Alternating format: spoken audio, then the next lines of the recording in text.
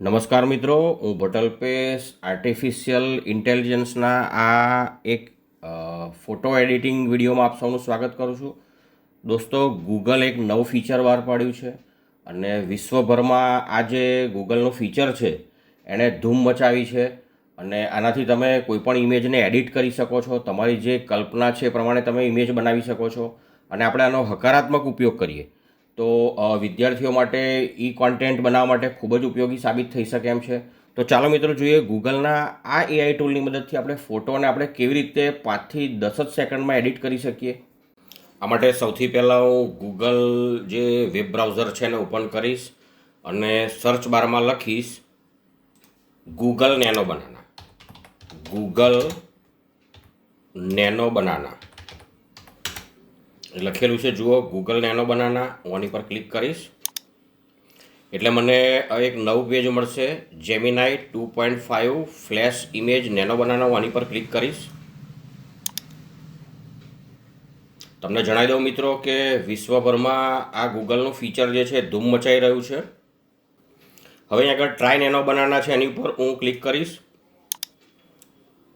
અહીંયા આગળ જે કમાન્ડ આપ્યો છે એને દૂર કરી દઈશું અને ફરી તમને જણાવી દઉં કે અહીંયા આગળ તમે તમારી જે પણ કલ્પના હોય એ પ્રમાણે નવી ઇમેજ પણ ક્રિએટ કરી શકો છો અને તમારી પાસે કોઈ ઇમેજ હોય તો એને મોડિફાઈ પણ કરી શકો છો. અહીંયા આગળ હું ઇમેજને મોડિફાઈ કરવાનો છું અને એના માટે પ્લસ પર ક્લિક કરીશ, અપલોડ ફાઇલ કરીશ. અમારી પાસે ઘણી બધી ઇમેજ છે, આમાંથી કોઈ પણ એક ઇમેજ હું રેન્ડમલી પસંદ કરી લઉં છું. માની લો કે હું આ એક ઇમેજ પસંદ કરું છું અને હવે હું ઓપન કરીશ અને અહીંયા આગળ હવે હું કોઈ એક કમાન્ડ આપીશ. આની અંદર હું કમાન્ડ આપું છું add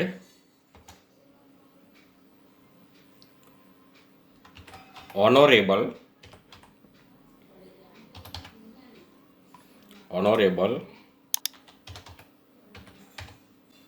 prime minister Narendra Modi sir. અને વધારે કમાન્ડને સારો કરવા માટે આપણે જે નરેન્દ્ર મોદી લખ્યું છે એની ઉપર કોટ કરી શકીએ છીએ. ડબલ કોટ કરી દઉં છું, ચાલો. અને હવે હું રન કરું છું તો તમે જુઓ અહીંયા આગળ મોડેલનો રિસ્પોન્સ છે 3 સેકન્ડ થઈ, 5 સેકન્ડ થઈ, 6 સેકન્ડ થઈ, 8, 9, 10 સેકન્ડમાં તમારી ઇમેજ રેડી થઈ ગઈ છે. ચાલો ઇમેજને આપણે ડાઉનલોડ કરી લઈએ અહીંથી અને ઇમેજને હવે હું ઓપન કરું અને તમે જુઓ ઇમેજ જે છે એ ફર્સ્ટ ક્લાસ છે અને આમ રિયલ ઇમેજ હોય એવું લાગે. જુઓ આની અંદર ફોટો ઉમેર્યો ના હોય એવું લાગે છે. જુઓ એક નજરમાં તો કોઈ જગ્યાએ ધાર પણ દેખાતી નથી.